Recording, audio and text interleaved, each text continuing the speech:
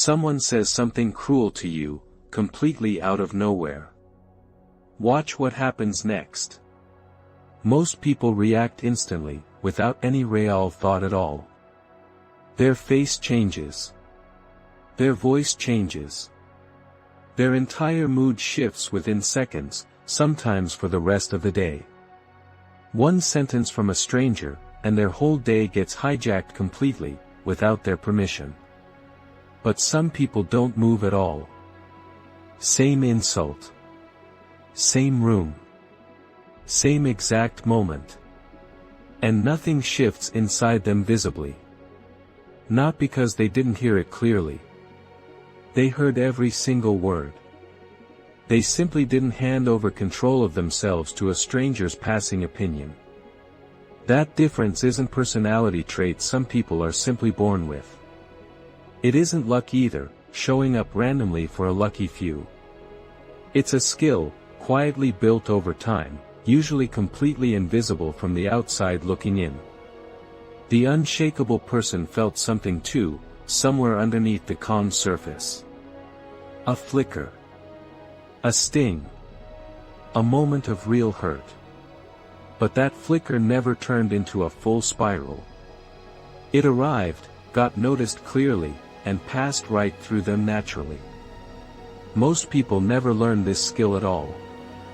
So every rude comment, every bad mood, every dismissive glance becomes a string, and someone else quietly pulls it whenever they feel like it. Think about how much of your day gets decided by other people. A short reply from your boss ruins your morning. A friend's silence ruins your afternoon. A stranger's comment online ruins your entire evening.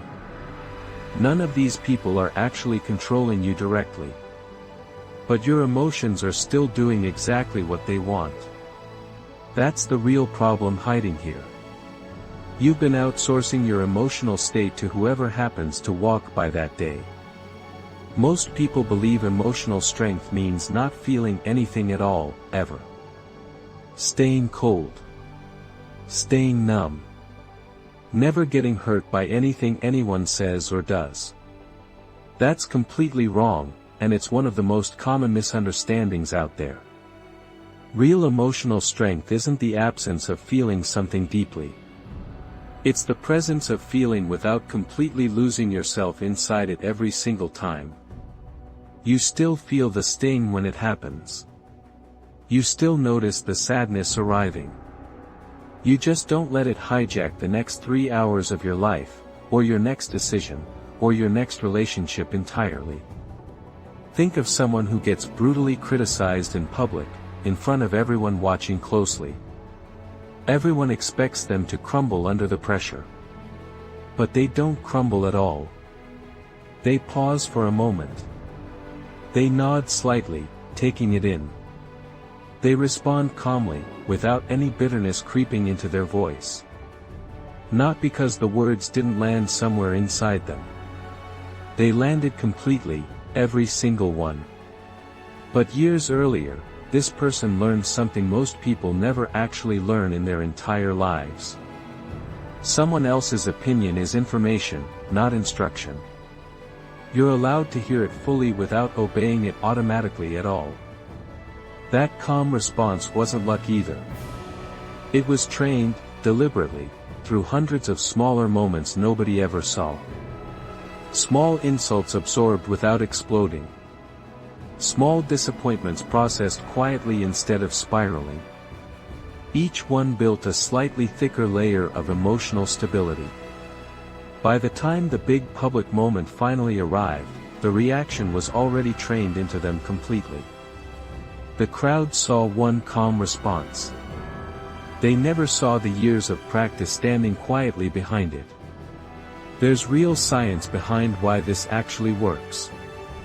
Emotions physiologically peak and pass within about 90 seconds if you don't feed them with more thought. That's it. 90 seconds. The anger, the hurt, the sting, it naturally rises and naturally falls on its own. What keeps it alive far longer is the story you attach to it afterward. They think I'm stupid. This proves I'm not good enough. Nobody respects me anymore. That's not the original emotion talking. That's a second wave you built yourself, entirely optional. Most people never separate these two things. The original feeling and the story wrapped around it. So a 90-second wave turns into a 3-hour spiral, sometimes a 3-day one. Learning to notice that gap, the original feeling versus the added story, is one of the most powerful skills you'll ever build. It doesn't remove the emotion. It just stops you from building an entire prison out of something that was only ever supposed to last 90 seconds. Here's what emotional reactivity actually costs you over time, quietly, without you even noticing at first. You become predictable to people who want to control you for their own reasons.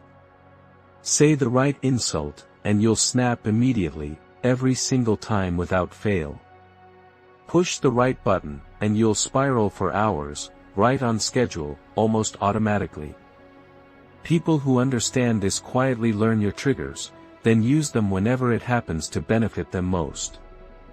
That's not paranoia talking. That's simply how power works between people, whether either side fully realizes it consciously or not. Meanwhile, the emotionally unshakable person becomes impossible to manipulate this way. Nothing works reliably on them anymore. Insults don't land the way they used to. Guilt trips don't stick like they once did. Because their emotional state no longer depends on what anyone else says or does around them. That independence isn't coldness. It's freedom, real freedom, the kind most people never actually experience because they never stopped handing their emotions over to whoever asked for them. So how do you actually build this? You start by naming the emotion the moment it appears, silently, in your own head. Not, "I'm fine." Not pretending nothing happened. Just quietly say to yourself, "This is anger. This is embarrassment. This is hurt." Naming it activates a completely different part of your brain than simply feeling it does. It moves you from reacting blindly toward observing calmly, almost instantly, even in the middle of the actual moment itself. Then you pause before responding, even if it's just for a few seconds. That tiny gap is where your actual power lives completely. React instantly, and you're simply on autopilot, letting the oldest part of your brain run the entire show. Pause instead, even briefly, and you get to choose your next move deliberately. Most people never use this gap because they don't know it even exists. Once you find it, you can return to it again and again, for the rest of your life. Separate the person's behavior from your own actual worth as a human being, completely and deliberately. Someone being rude to you is information about them, about their mood, their day, their own unresolved pain sitting underneath the surface. It's rarely a verdict on who you actually are as a person. Most people confuse the two constantly, absorbing other people's bad moods as proof of their own personal failure somehow. Learning to keep those two things separate, their behavior and your actual worth, changes almost everything about how deeply words can actually hurt you going forward. Practice this on small moments first, long before the big ones ever arrive. A rude comment in traffic. A short reply from a coworker. A friend who seems distant for no clear reason. Notice the feeling. Name it quietly. Pause before reacting to it at all. These tiny reps matter more than people realize. They're training exactly the same muscle you'll eventually need for the moments that actually matter most in your life. Over time, something shifts quietly and permanently inside you, almost without you noticing the change happening. The same comment that used to ruin your entire week barely registers now, if at all. The same criticism that once kept you up at night simply passes through, noticed but never obeyed completely. You haven't become numb to the world around you, or cold toward the people in it. You've simply stopped handing your emotional remote control over to everyone who happens to walk by that particular day. That single shift changes how you move through every single relationship you'll ever have going forward. So the next time someone tries to pull your strings, notice the pull happening. Feel it fully, honestly, without pretending it isn't there. Then pause, name what's happening inside you, and choose your response deliberately instead of reacting automatically. That's not coldness. That's not suppression either. That's real emotional strength, quietly built one small moment at a time. Becoming unshakable doesn't mean nothing touches you anymore. It simply means nothing controls you anymore either.